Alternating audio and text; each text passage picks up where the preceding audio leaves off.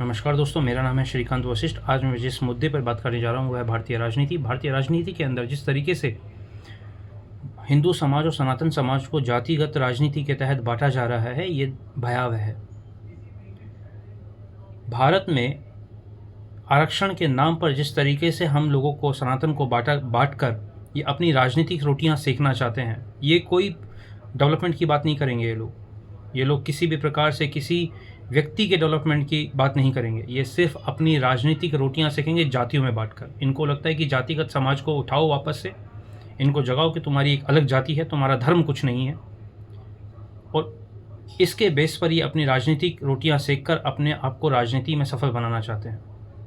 तो सनातन ही क्यों? इस्लाम में 72 फिरके नहीं हैं। इस्लाम में शिया, सुन्नी, अहमद, बरेलवी, अहमदिया, बरेलवी और ऐसे बहुत सारे और 72 फिरके नहीं हैं। आप उनकी बात क्यों नहीं करते?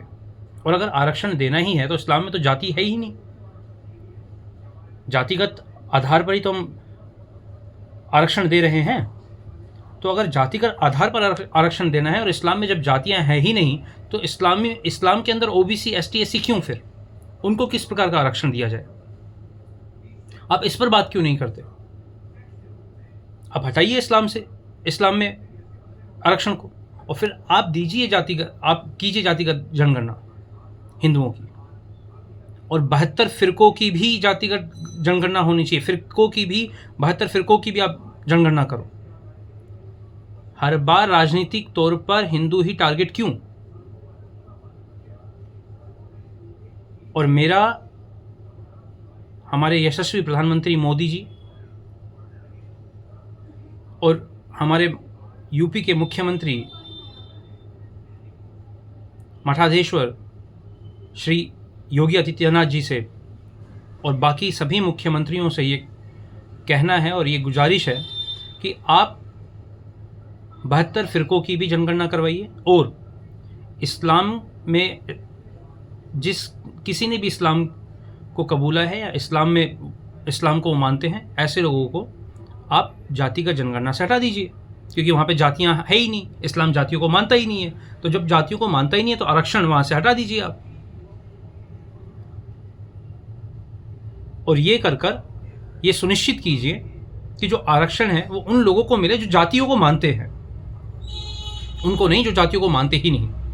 ना सरकारी नौकरी में, ना स्कूल के एडमिशन में, ना कॉलेज के एडमिशन में, किसी भी चीज़ में किसी भी प्रकार का आरक्षण उन लोगों को ना मिले जो धर्म जाति को ना मानता हो। सिर्फ उस धर्म को फिर आरक्षण दो जो धर्म जाति को मानता हो। मेरी दरख्वास्त है प्रधानमंत्री नरेंद्र मोदी जी से भी इस बात पर गौर किया जाए, और इस बात का मूल आधार ही यही है कि इस्लाम जातिगत राजनीति को मानता ही नहीं। इस्लाम जातियों को ही नहीं मानता है। वो तो कहता है कि सभी लोग, हम सब मुस्लिम हैं, और फिर भी इनमें अगर 72 फिरके हैं तो हमारे यहाँ पर फिरकों के लिए कोई समाधान नहीं है। ना हमारे यहाँ पर कोई प्रावधान है किसी प्रकार का जिसमें फिरकों पर आरक्षण दिया जाए। संविधान में इस प्रकार का कोई प्रावधान नहीं है। तो आपसे गुजारिश है कि अगर ये इस प्रकार की राजनीति कर रहे हैं तो ऐसे लोगों को राजनीतिक जवाब इसी प्रकार से दिया जा सकता है। आप ये करके देखिए, इनको अकल आएगी कि आप अब क्या करने जा रहे हैं, उनको क्या नहीं करना चाहिए था। धन्यवाद।